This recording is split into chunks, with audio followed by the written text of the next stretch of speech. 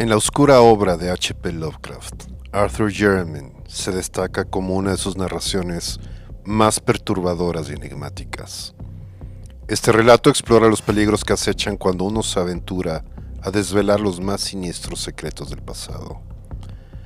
A través de la turbulenta vida de Arthur Jermyn, Lovecraft nos sumerge en un mundo dominado por la investigación obsesiva de los orígenes familiares, lo que conduce a un descubrimiento aterrador que desafía los límites de lo humano. Con su prosa cautivadora y su habilidad para crear un ambiente de creciente tensión, el autor nos lleva a cuestionarnos la naturaleza de nuestra propia herencia y los peligros que pueden acechar en lo más profundo de nuestras raíces. Arthur Jermyn es una ventana hacia los oscuros y perturbadores rincones de la imaginación de Lovecraft, donde lo sobrenatural y lo inquietante se entrecruzan para atormentar a sus personajes y de paso a los lectores. Si disfrutas de nuestras narraciones de la obra de Lovecraft, por favor considera apoyarnos con tu suscripción, compartiendo nuestros videos y dejándonos tus likes y comentarios. Gracias. Ahora escuchemos Arthur Jermyn de Howard Phillips Lovecraft. La vida es algo espantoso, y desde el trasfondo de lo que conocemos de ella, asoman indicios demoníacos que la vuelven a veces infinitamente más espantosa. La ciencia, ya opresiva en sus tremendas revelaciones, será quizá la que aniquile definitivamente nuestra especie humana, si es que somos una especie aparte, porque su reserva de insospechados horrores jamás podrá ser abarcada por los cerebros mortales, en caso de desatarse en el mundo. Si supiéramos lo que somos, haríamos lo que hizo Arthur Jermyn, que empapó sus ropas de petróleo y se prendió fuego una noche. Nadie guardó sus restos carbonizados en una urna ni le dedicó un monumento funerario, ya que aparecieron ciertos documentos y cierto objeto dentro de una caja que han hecho que los hombres prefieran olvidar. Algunos de los que lo conocían niegan incluso que haya existido jamás. Arthur Jermyn salió al páramo y se prendió fuego después de ver el objeto de la caja llegado de África. Fue este objeto y no su raro aspecto personal lo que lo impulsó a quitarse la vida. Son muchos los que no habrían soportado la existencia de haber tenido los extraños rasgos de Arthur Jermyn, pero él era poeta y hombre de ciencia, y nunca le importó su aspecto físico. Llevaba el saber en la sangre. Su bisabuelo, el barón Robert Jermyn, había sido un antropólogo de renombre, y su tatarabuelo, Wade Jermyn, uno de los primeros exploradores de la región del Congo y autor de diversos estudios eruditos sobre sus tribus, animales y supuestas ruinas. Efectivamente, Wade estuvo dotado de un celo intelectual casi rayando en la manía. Su extravagante teoría sobre una civilización congoleña blanca le granjeó sarcásticos ataques cuando apareció su libro. Reflexiones sobre las diversas partes de África. En 1765, este intrépido explorador fue internado en un manicomio de Huntingdon. Todos los Jermyn poseían un rasgo de locura y la gente se alegraba de que no fueran muchos. La estirpe carecía de ramas y Arthur fue el último vástago. De no haber sido así, no se sabe qué habría podido ocurrir cuando llegó el objeto aquel. Los Jermyn jamás tuvieron un aspecto completamente normal. Había algo raro en ellos, aunque el caso de Arthur fue el peor, y los viejos retratos de la familia de la casa Jermyn anteriores a Wade mostraban rostros bastante bellos. Desde luego, la locura empezó con Wade, cuyas extravagantes historias sobre África hacían a la vez delicias y terror de sus nuevos amigos. Quedó reflejada en su colección de trofeos de ejemplares, muy distintos de los que un hombre normal coleccionaría y conservaría, y se manifestó de manera sorprendente en la reclusión oriental en que tuvo a su esposa. Era, decía él, hija de un comerciante portugués al que había conocido en África y no compartía las costumbres inglesas. Se la había traído junto con un hijo pequeño nacido en África al volver del segundo y más largo de sus viajes. Luego, ella lo acompañó en el tercero y último, del que no regresó. Nadie la había visto de cerca, ni siquiera los criados, debido a su carácter extraño y violento. Durante la breve estancia de esta mujer en la mansión de los Jeremy, ocupó un ala remota y fue atendida tan solo por su marido. Wade fue, efectivamente, muy singular en sus atenciones para con la familia, pues cuando regresó de África, no consintió que nadie atendiese a su hijo, salvo una repugnante negra de Guinea. A su regreso, después de la muerte de Lady Jeremy, asumió él enteramente los cuidados del niño. Pero fueron las palabras de Wade, sobre todo cuando se encontraba bebido, las que hicieron suponer a sus amigos que estaba loco. En una época de la razón como el siglo XVIII, era una temeridad que un hombre de ciencia hablara de visiones insensatas y paisajes extraños bajo la luna del Congo, de gigantescas murallas y pilares de una ciudad olvidada, en ruinas e invadida por la vegetación, y de húmedas y secretas escalinatas que descendían interminablemente a la oscuridad de las criptas abismales y catacumbas inconcebibles. Especialmente era una temeridad hablar de forma delirante de los seres que poblaban tales lugares. Criaturas mitad de la jungla, mitad de esa ciudad antigua e impía. Seres que el propio Plinio habría descrito con escepticismo y que pudieron surgir después de que los grandes monos invadiesen la moribunda ciudad de las murallas y los pilares, de las criptas y las misteriosas esculturas. Sin embargo, después de su último viaje, Wade hablaba de esas cosas con estremecido y misterioso entusiasmo.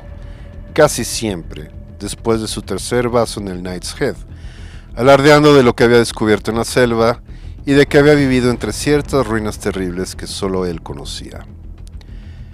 Y al final hablaba en tales términos de los seres que allí vivían, que lo internaron en el manicomio. No manifestó gran pesar cuando lo encerraron en la celda enrejada de Huntingdon, ya que su mente funcionaba de forma extraña.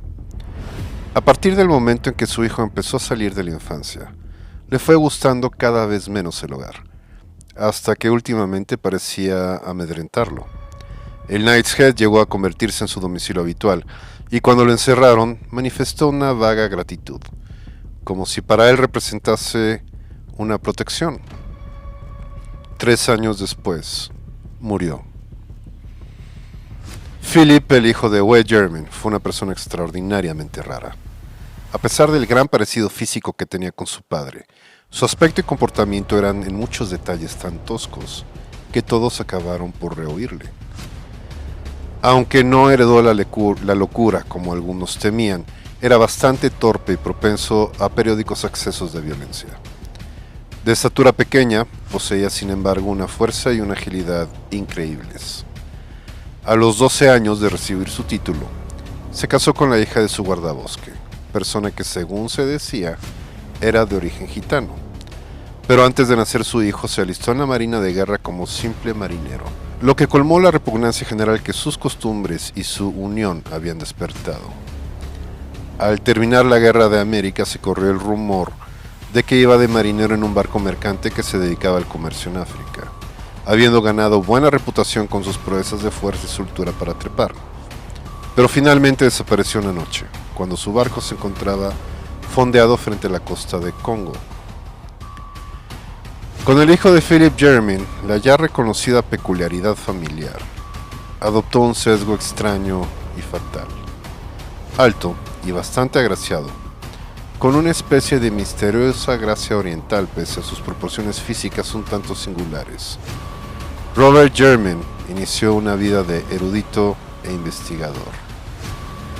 Fue el primero en estudiar científicamente la inmensa colección de reliquias que su abuelo demente había traído de África, haciendo célebre el apellido en el campo de la etnología y la exploración. En 1815 Robert se casó con la hija del séptimo vizconde de Righton, cuyo matrimonio recibió la bendición de 3 hijos, el mayor y el menor de los cuales jamás fueron vistos públicamente a causa de sus deformidades físicas y psíquicas. Abrumado por estas desventuras, el científico se refugió en su trabajo e hizo 2 largas expediciones al interior de África.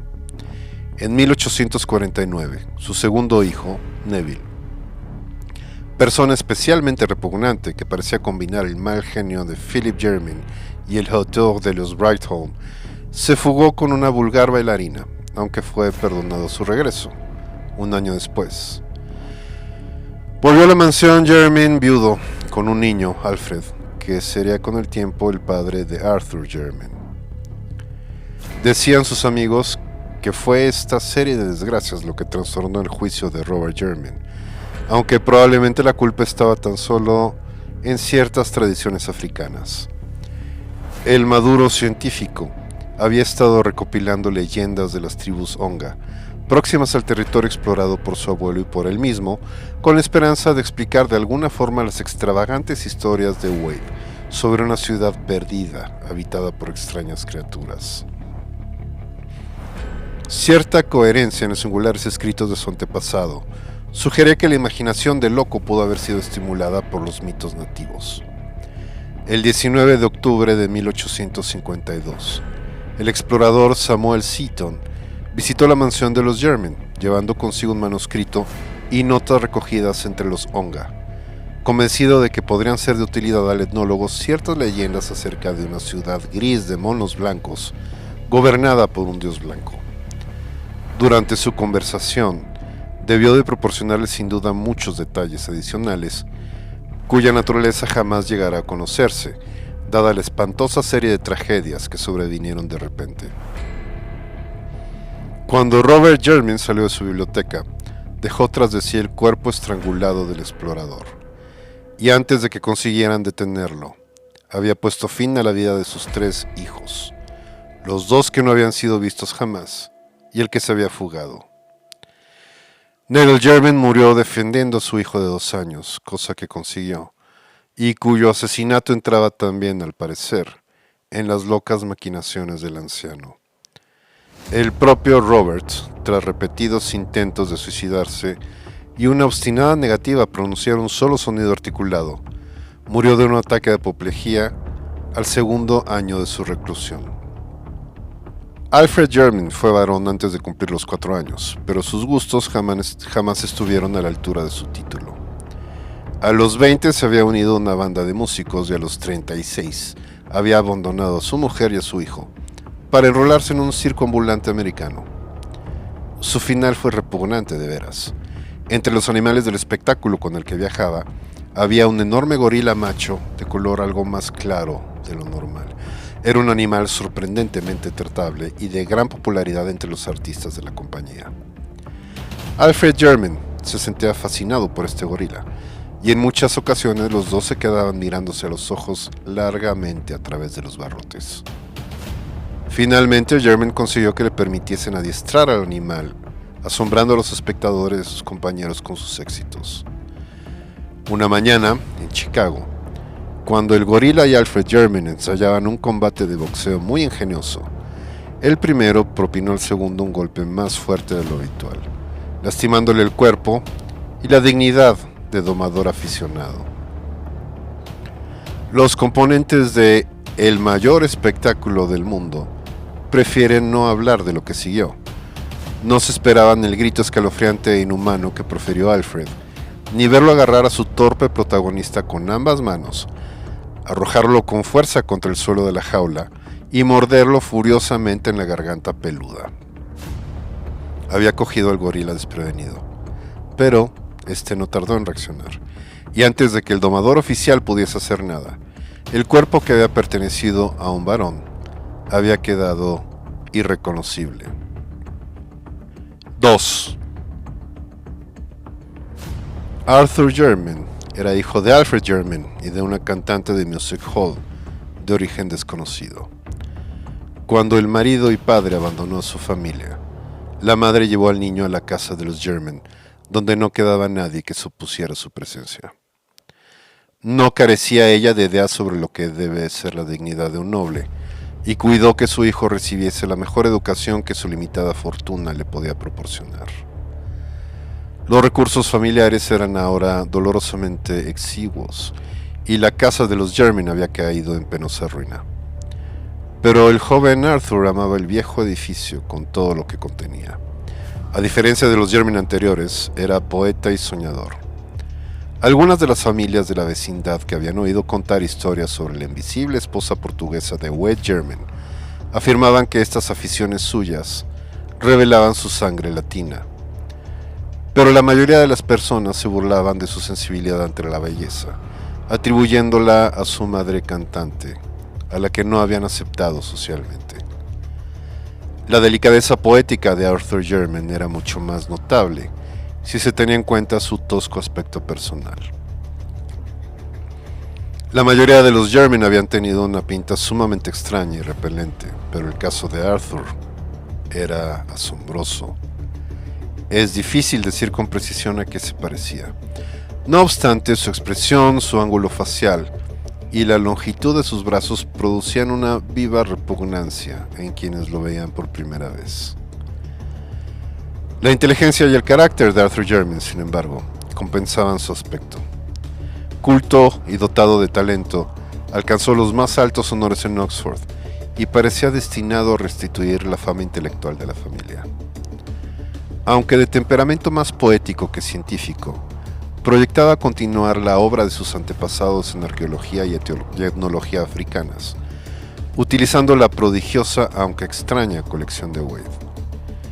Llevado de su mentalidad imaginativa, pensaba a menudo en la civilización prehistórica, en la que el explorador loco había creído absolutamente, y tejía relato tras relato en torno a la silenciosa ciudad de la selva mencionada en las últimas y más extravagantes anotaciones. Pues las brumosas palabras sobre una atroz y desconocida raza de híbridos de la selva le producían un extraño sentimiento, mezcla de terror y atracción. Al especular sobre el posible fundamento de semejante fantasía y tratar de extraer alguna luz de los jatos recocidos por su bisabuelo y Samuel Seaton entre los Onga. En 1911, después de la muerte de su madre, Arthur decidió proseguir sus investigaciones hasta el final. Vendió parte de sus propiedades a fin de obtener el dinero necesario, preparó una expedición y zarpó con destino al Congo. Contrató a un grupo de guías con ayuda de las autoridades belgas y pasó un año en las regiones Onga y Kaliri, donde descubrió mucho más datos de lo que él se esperaba. Entre los Kaliri había un anciano jefe llamado Muanu, que poseía no solo una gran memoria, sino un grado de inteligencia excepcional y un gran interés por las tradiciones antiguas. Este anciano confirmó la historia que Germain había oído, añadiendo su propio relato sobre la ciudad de piedra y los monos blancos, tal como él la había oído contar. Según Muanu, la ciudad gris y las criaturas híbridas habían desaparecido, aniquiladas por los belicosos Mbangus hacía muchos años. Esta tribu, después de destruir la mayor parte de los edificios y matar a todos los seres vivientes, se había llevado a la diosa disecada que había sido el objeto de la incursión, la diosa mono blanca, a la que adoraban los extraños seres, y cuyo cuerpo atribuían las tradiciones del Congo, a la que habría reinado como princesa entre ellos. Muanu no tenía idea del aspecto que debieron tener aquellas criaturas blancas y simiescas, pero estaba convencido de que eran ellas quienes habían construido la ciudad en ruinas.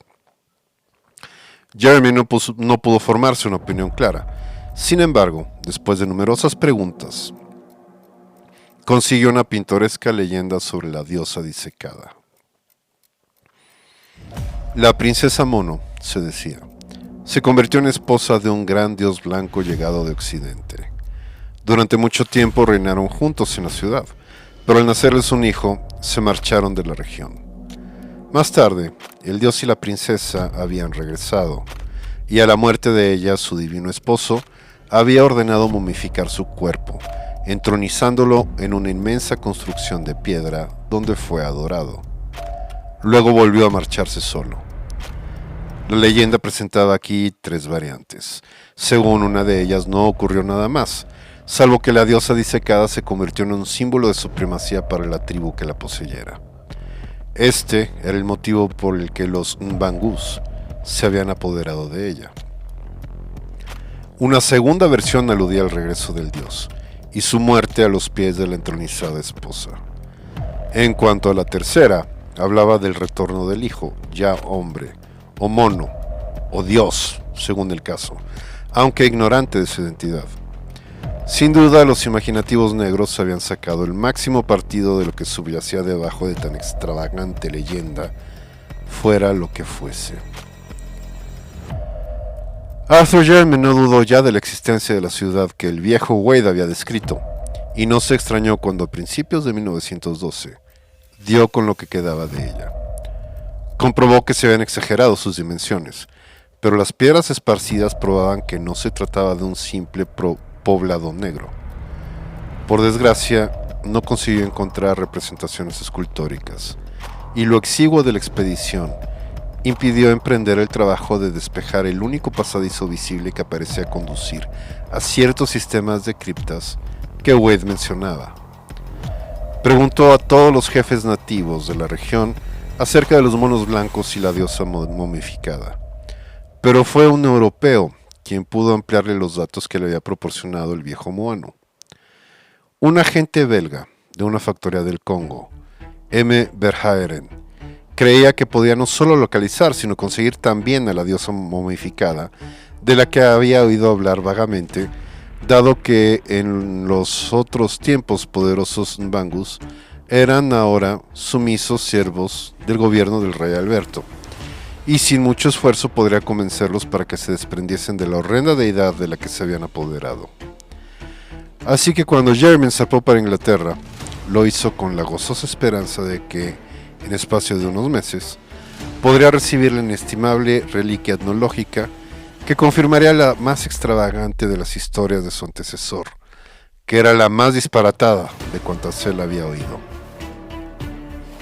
Pero quizá los campesinos que vivían en la vecindad de la casa de los Jermyn habían oído historias más extravagantes aún.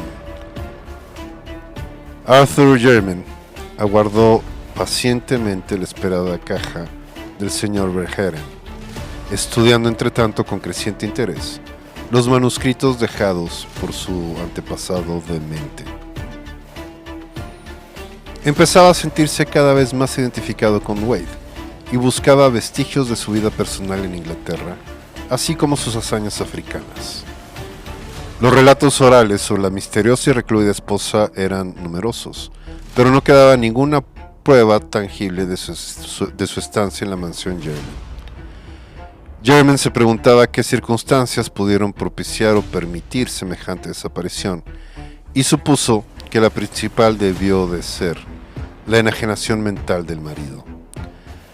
Recordaba que se decía que la madre de su tatarabuelo fue hija de un comerciante portugués establecido en África. Indudablemente el sentido práctico heredado de su padre y su conocimiento superficial del continente negro no lo habían movido a burlarse de las historias que contaba Wade sobre el interior, y eso era algo que un hombre como él no debió de olvidar.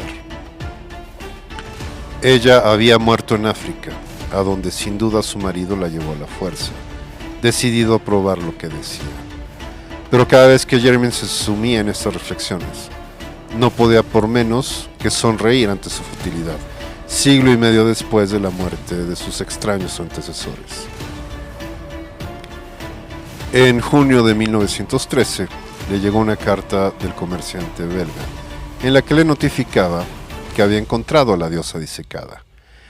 Se trataba, decía el hombre, de un objeto de lo más extraordinario, un objeto imposible de clasificar para un profano. Solo un científico podía determinar si se trataba de un simio o de un ser humano, y aún así, su clasificación sería muy difícil, dado su estado de deterioro. El tiempo y el clima del Congo no son favorables para las momias, especialmente cuando consisten en preparaciones de aficionados, como parecía ocurrir en este caso. Alrededor del cuello de la criatura se había encontrado una cadena de oro, que sostenía un relicario vacío con adornos nobiliarios.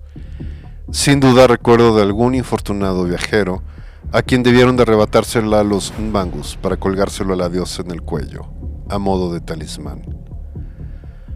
Comentando las facciones de la diosa, Verhaeren hacía una fantástica comparación, o más bien aludía con humor a lo mucho que iba a sorprenderle a su corresponsal, pero estaba demasiado interesado científicamente para extenderse en trivialidades. La diosa momificada, anunciaba, llegaría debidamente embalada un mes después de la carta.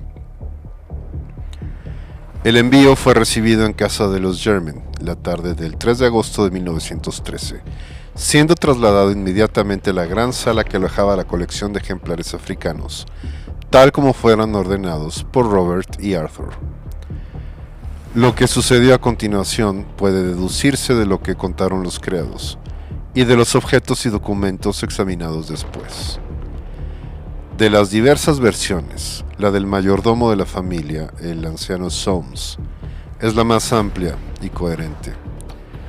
Según este fiel servidor, Arthur ordenó que se retirase todo el mundo de la habitación antes de abrir la caja, aunque el inmediato ruido del martillo y el escoplo indicó que no había decidido aplazar la tarea. Durante un rato no se escuchó nada más. Soames no podía precisar cuánto tiempo, pero menos de un cuarto de hora después, desde luego oyó un terrible alarido cuya voz pertenecía inequívocamente a Germain. Acto seguido salió Germain de la estancia y echó a correr como un loco en dirección a la entrada, como perseguido por algún espantoso enemigo. La expresión de su rostro, un rostro bastante horrible ya de por sí, era indescriptible. Al llegar a la puerta pareció ocurrírsele una idea. Dio media vuelta, echó a correr y desapareció finalmente por la escalera del sótano. Los criados se quedaron en lo alto mirando estupefactos, pero el señor no regresó. Les llegó, eso sí, un olor a petróleo. Ya de noche oyeron el ruido de la puerta que comunicaba el sótano con el patio, y el mozo de cuadra vio salir furtivamente a Arthur Germain, todo reluciente de petróleo, y desaparecer hacia el negro páramo que rodeaba la casa. Luego, en una exaltación de supremo horror, presenciaron todos el final. Surgió una chispa en el páramo, se elevó una llama, y una columna de fuego humano alcanzó los cielos. La estirpe de los Germain había dejado de existir. La razón por la que no se recogieron los restos carbonizados de Arthur Germain para enterrarlos está en lo que encontraron después, sobre todo en el objeto de la caja. La diosa disecada constituía una visión nauseabunda, arrugada y consumida, pero era claramente un mono blanco momificado, de especie desconocida, menos peludo que ninguna de las variedades registradas e infinitamente más próximo al ser humano. Asombrosamente próximo al ser humano. Su descripción detallada resultaría sumamente desagradable, pero hay dos detalles que merecen mencionarse, ya que encajan espantosamente con ciertas notas de Wedgwood Germain sobre las expediciones africanas y con las leyendas congoleñas sobre el dios blanco y la princesa Mono. Los dos detalles en cuestión son: las armas nobiliarias del relicario de oro que dicha criatura llevaba en el cuello eran las de los Germain, y la jocosa alusión del señor Verhaeren a cierto parecido que le recordaba el apergaminado rostro se ajustaba con vívido e intenso horror, nada menos que al del sensible Arthur Germain, hijo del tataranieto de Wade Germain y de su desconocida esposa. Los miembros del Real Instituto de Antropología quemaron aquel ser, arrojaron el relicario en un pozo, y algunos de ellos niegan que Arthur Germain haya existido jamás.